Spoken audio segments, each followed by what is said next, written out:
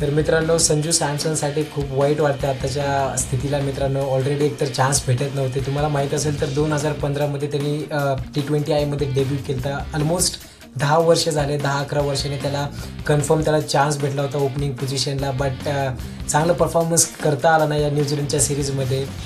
तर एवढा चांगला प्लेअर असताना सुद्धा मित्रांनो एवढे टॅलेंटेड आहे, बट नाही जास्त परफॉर्मन्स करता आला. पण एवढं क्रेडिट ना मित्रांनो, जेवढं क्रेडिट आता तुम्ही पॉईंटला ईशान किशनला किंवा मॅनेजमेंटला देता आताच्या पॉईंटला, ईशान किशनला घेऊन आले, एवढं जबरदस्त बॅटिंग केली, डोमेस्टिक क्रिकेटमधून डायरेक्ट T20I वर्ल्ड कपच्या स्क्वॉडमध्ये सिलेक्ट केलं. पण तेवढंच मित्रांनो क्रेडिट आता संजू सॅमसनच्या जो बॅड फेथ चालला आहे तेवढंच क्रेडिट इथं मॅनेजमेंटला सुद्धा जात आहे मित्रांनो. तुम्ही बघितलं असेल तर ज्यावेळेस तुम्हाला माहीत असेल 2024मध्ये जी बांगलादेशबरोबर मॅच झाली T20I, त्याच्यामध्ये शतक मारलं. त्यानंतर साऊथ आफ्रिकाबरोबर सिरीज होती, त्याच्यामध्ये सुद्धा 2 शतक मारले. तर 5 मॅचेसमध्ये 3 शतक मारले होते ओपनिंग पोझिशनला.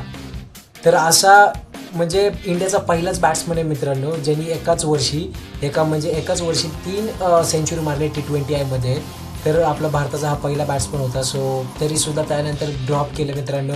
जास्त चान्सेस भेटले नाहीत ओपनिंगला. तुम्ही बघितलं असेल तर आत्ता जो एशिया कप झाला मित्रांनो त्याच्यामध्ये सुद्धा शुभमन गिल ओपनिंग करताना दिसला. तर मॅनेजमेंटने काय केलं माहिती आहे का मित्रांनो, आत्ता लास्ट मोमेंटला हे चेंजेस झालेत की संजू सॅमसनला ॲज अ ओपनर, जे मागची मॅच झाली साऊथ आफ्रिका बरोबर सिरीज झाली त्याच्यामध्ये सुद्धा शुभमन गिल ओपनिंग करताना दिसला पहिले 3 मॅचेस.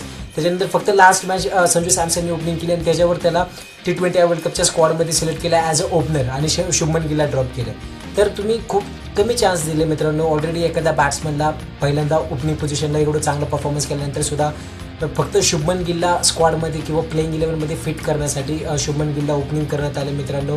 त्यानंतर संजू सॅमसनला महागं ढकललं. एशिया कपमध्ये सुद्धा मित्रांनो 5व्या-6व्या नंबरला बॅटिंग करत होता. तर इरफान पठाणने सुद्धा एक टीका केली आणि क्लिअरली दोषी ठरवलं मित्रांनो टीम मॅनेजमेंटला आणि गौतम गंभीरला, जो आत्ता वाईट काळातून चालला आहे संजू सॅमसन, त्याच्यासाठी क्लिअरली दोषी ठरवलं आहे.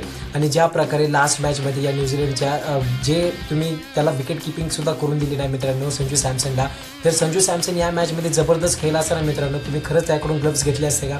डेफिनेटली नसते घेतले. पण त्याच्या फॉर्म चांगला नाही मित्रांनो, त्याच्याकडून ग्लव्ससुद्धा घेतले, ईशान किशनला दिले. तरी मला अजून वाटतं मित्रांनो जे वॉर्मअप मॅचेस आहेत डेफिनेटली तिथं चान्स देऊन बघा संजू सॅमसनला. पूर्ण त्यांचा कोर खेळावर मित्रांनो तिलक वर्मासुद्धा रिटर्न येणार आहे. चेक करा फॉर्ममध्ये आहे का नाही, नाहीतर डेफिनेटली तुम्ही मग ईशान किशनला घेऊन येऊ शकता.